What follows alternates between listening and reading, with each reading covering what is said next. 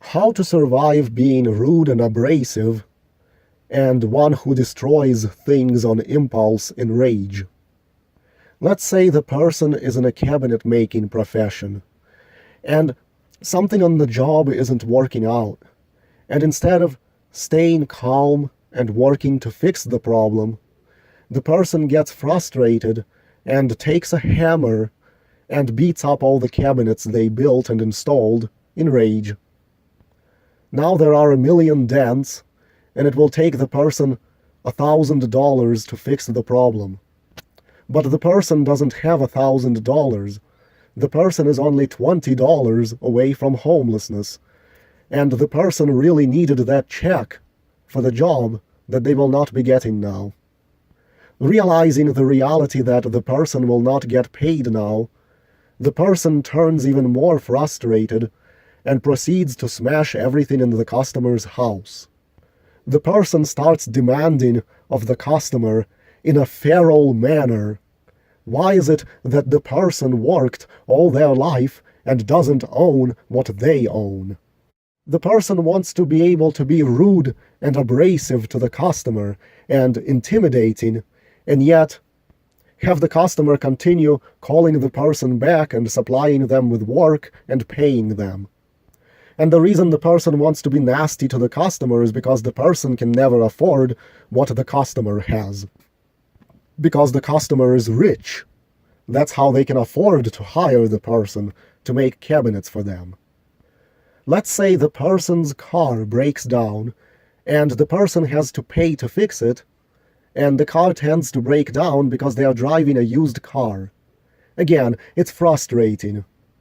As the person is feeling this frustration, they happen to be walking through a parking lot, and they see a brand new Mercedes belonging to some stranger, and they start kicking at it with the sole of their shoe and denting it because they're mad that some stranger can afford a brand new car without problems, and the person can't.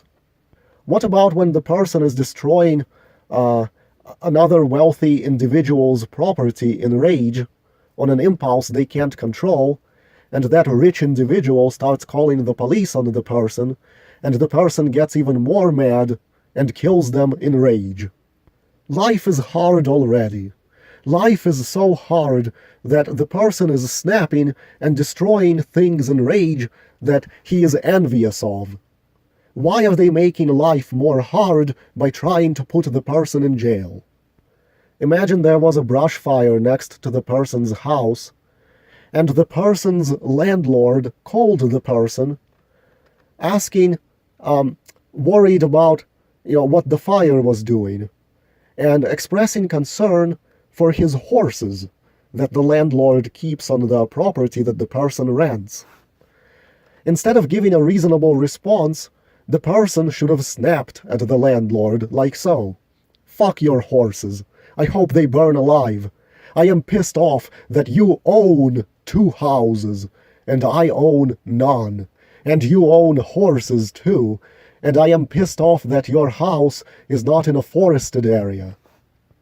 And then the person would end up on bad terms with the landlord, and the landlord might not be so forgiving if the rent is late, which could be disastrous for the person when coupled with the fact the person destroyed all the cabinetry they installed at a customer's house, and now they're not getting paid.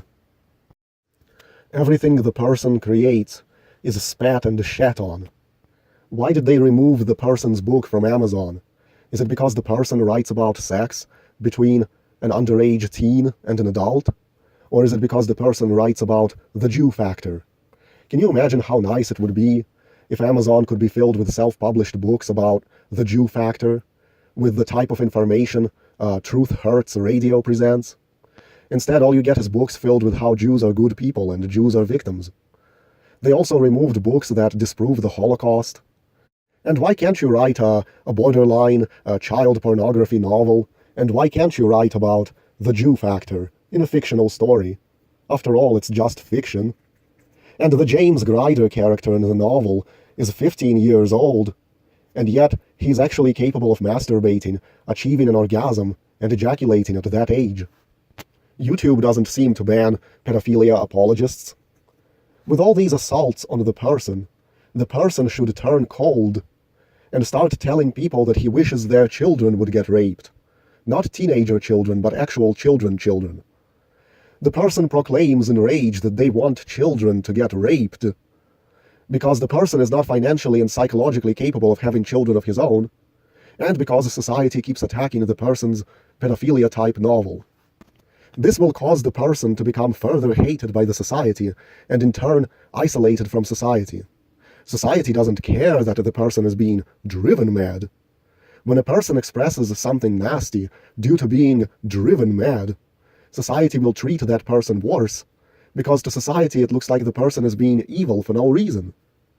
In the book, James Grider expresses that he doesn't care if women get exploited sexually or children get raped, because he was driven mad by society for attacking his sex life. So he stops pitying society. In turn, society is only happy to not pity him in return.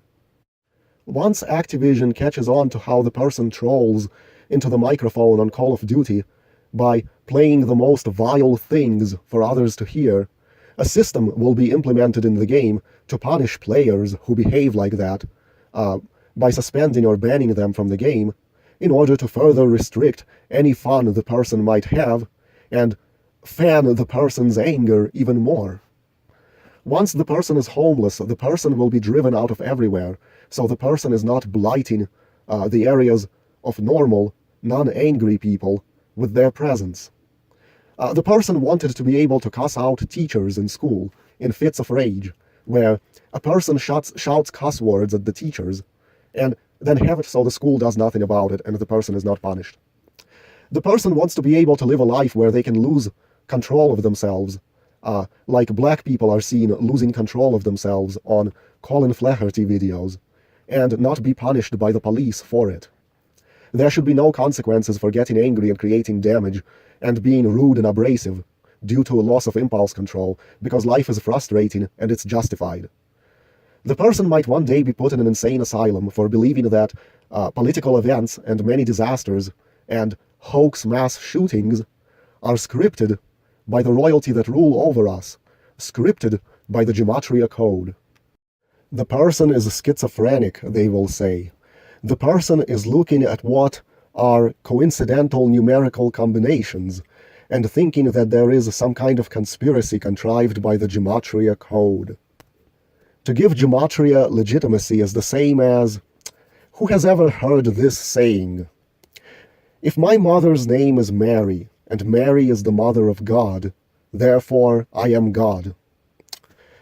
They will say that to look at Gematria-based coincidences in events, to claim then that the events are contrived conspiracies contrived by the code, because of all the numerical matches between the ciphers of the words and the date numerologies, that to do that is no different than to follow the logic of that phrase.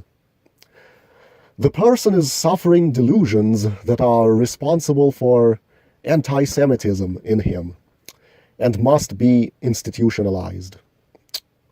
How can the person be able to feel free to behave like black people are shown to behave on Colin Flaherty videos when the person is feeling under pressure and desperation and not end up going to jail for it? How can we change the person, change the world, so the person does not end up being forsaken over something like that? That's all the person wants. Let's read a personal story from Zach Hubbard. And don't forget how YouTube, Facebook, and GoFundMe all froze my accounts within minutes of each other in 2015 when I attempted to raise money to travel to Oklahoma State University to educate the students there about the false flag conducted on them at the homecoming parade that year. You see how highly coordinated these websites are between one another? It goes to show we are all controlled by one huge Masonic network. All these corporations, they're not solitary entities. All corporations and government agencies are one and the same giant whole. In the situation Zach Hubbard described, the person wants to have the freedom to go on Facebook Live, brandish an AR-15 on video, and threaten to show up to the Facebook office with an AR-15 if their account isn't reinstated, and they want to have it so the police can't arrest them for it. Again, the person wants to be able to respond to hardship and pressure in life, like black people in the ghetto do, without fear of being sent to jail for it, like black people in the ghetto have the fear of being sent to jail. Another thing is because the person has written a novel ridiculing statutory rape laws, once the boss of any job the person gets hired for finds out that the person wrote such a novel, the boss will fire the person immediately. We cannot take the chance of having a pedophile working with us, not when we have 17-year-old children patronizing our business. And again, because of the police, the person will not have an AR-15.